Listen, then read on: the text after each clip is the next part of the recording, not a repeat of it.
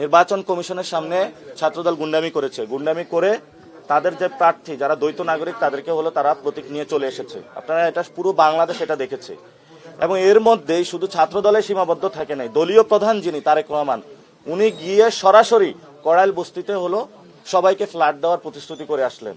এবং ওনারা যে সব জায়গায় ফ্যামিলি কার্ড, কৃষক কার্ড এগুলো বলে মানুষের যে কার্ডগুলো, এনআইডি কার্ডগুলো নিয়ে যাচ্ছেন, নিয়ে তাদের ফ্যামিলি কার্ড, কৃষক কার্ড হলো ধরিয়ে দিচ্ছেন। এটা প্রত্যেকটা পাড়ায় মহল্লায় ঘটতেছে।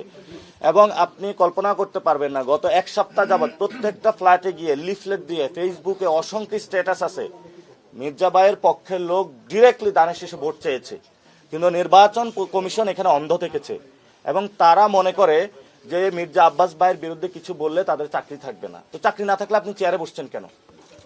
তা আমরা এমন পরিস্থিতির দিকে যাচ্ছি, নির্বাচন কমিশন যেদিকে, এটা রাকিব এবং হুদা যে কমিশন ছিল ওই কমিশনের দিকে যাচ্ছে। এবং আমরা আশা করব সুষ্ঠু ইলেকশনে হবে।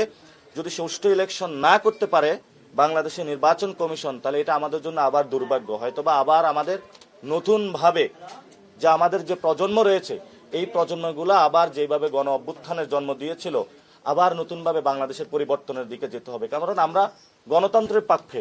আপনি দেখেন, আমরা যখন গণতান্ত্রিক পক্ষে লড়াই করছি এবং বহুদলীয় গণতন্ত্র, আমাদের জোটে প্রত্যেকের মার্কা ঠিক আছে। বিজলি কেবলস এর স্কিন কোটেড ইনসুলেশন আগুন প্রতিরোধী। বিজলি কেবলস, নিরাপদ আজীবন।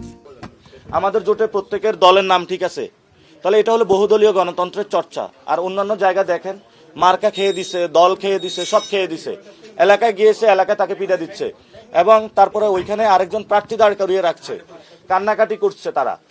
আমাদের জোটে এই ধরনের কোনো পরিস্থিতি নাই। আমরা এখানে বহুদলীয় গণতন্ত্রের চর্চা করি এবং সত্যিকার অর্থে যে গণতন্ত্র বাংলাদেশে বলা হয়ে থাকে সেই গণতন্ত্র আমরা উপহার দিতে চাচ্ছি।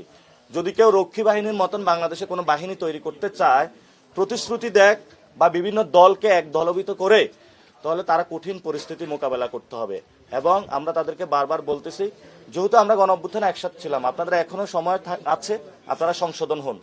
যদি সংশোধন না হন তাহলে এই যে যারা ছাত্ররা মাঠে নেমে এসেছিল সবাই ইনশাল্লাহ মাঠে নামবে এবং আপনাদেরকে কঠিন জবাব দিবে।